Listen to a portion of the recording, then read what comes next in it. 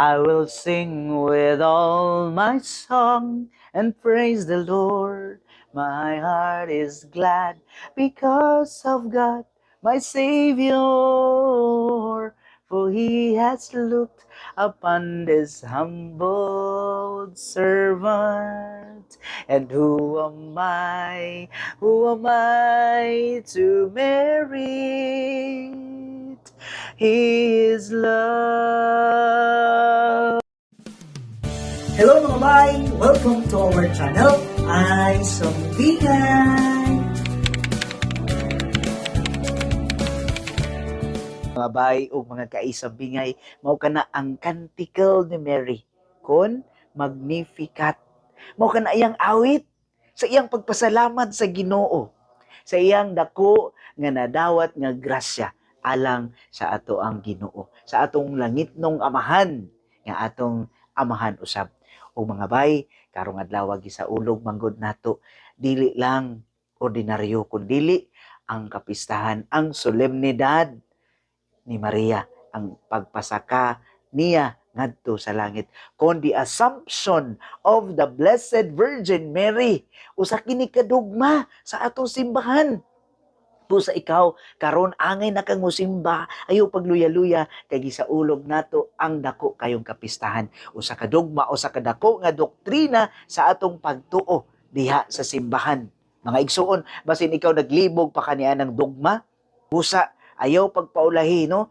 Update na to ang atong kaugalingon. Kung maingon gani kitag dogma, hulman nato ning gisulti diri sa ato ang gisuwat sa mga dokumento sa simbahan gikan sa Second Vatican Council kun Lumen Gentium number 59, no? Usa sa mga documents sa Second Vatican Council, the Constitution of the Church unsay gisulti. Nara atong basahon mga bay.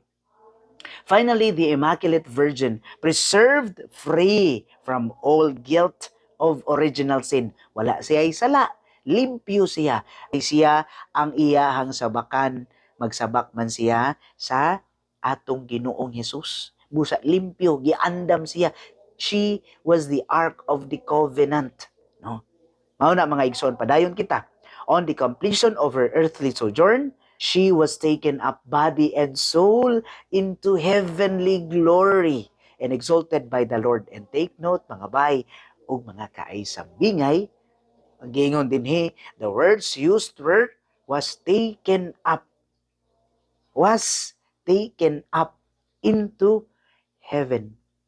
Mga igsuon, si Mama Mary, wala siya nagbuot-buot nga musaka siya og niangkon siya tungod kay ako man ang inahan ni Jesus. Busa ang ngayad ko masaka sa langit. Busa ana ako'y pribilehiyo usahan ako nakakatungod. Mga igsuon, no, but tungod sa dako nga grasya sa atong Ginoong Hesus o sa ato ang langit nung amahan natuwa sa langit. Usa ka dakong grasya nga siya ipasaka body and soul. Mga bay, mga kaisambingay, mao kini atong gihuptan sa atong dako kayo nga pagtuo, labi na sa atong pagkakristohanon, labi na sa atong pagkabinunyagan. Kita ana ay gitawag nga paglaom. Mao kini ang atong gihuptan nga kita usab sa atong bahin, dili kita mapukling maluya ug magkaproblema diha bisan pa man niining pandemya. Yes, this is a big challenge for us, a test for us nga makaingon kita, mao na ba kani ang pagsuway sa Ginoo alang kanato?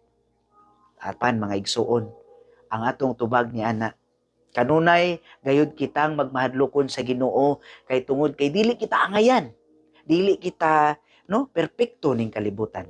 Busa ang Ginoo lang gayud ang naghatag nining grasya kanatong tanan, ug kita magalaom og dako nga pagtuo diha kaniya.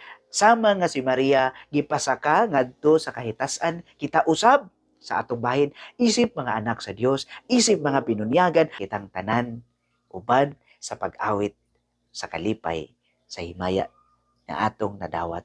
Busa mga bay o mga kaisambingay sa atong pagpaningkamot niining kalibutan, sa atong kalisod nga atong nahiaguman niining pandemya nga ang tibuok nasod o tibuok kalibutan nagkaguliyang, dangop kita sa atong langit nung amahan. uban sa atong pag-amping, uban sa atong pagpaningkamot nga unta kita makatuman sa maayong buluhaton mamaoy gisugo kanato sa atong langit nga Amahan. Daghang salamat mga bayong mga kaisabi nga hinaot nga kita magmalipayon sa kanunay sama nga si Maria nagmalipayon diha sa dakong grasya nga gihatag kaniya. Ang Dios manalangin kanatong tanan sa ngalan sa Mahal sa Anak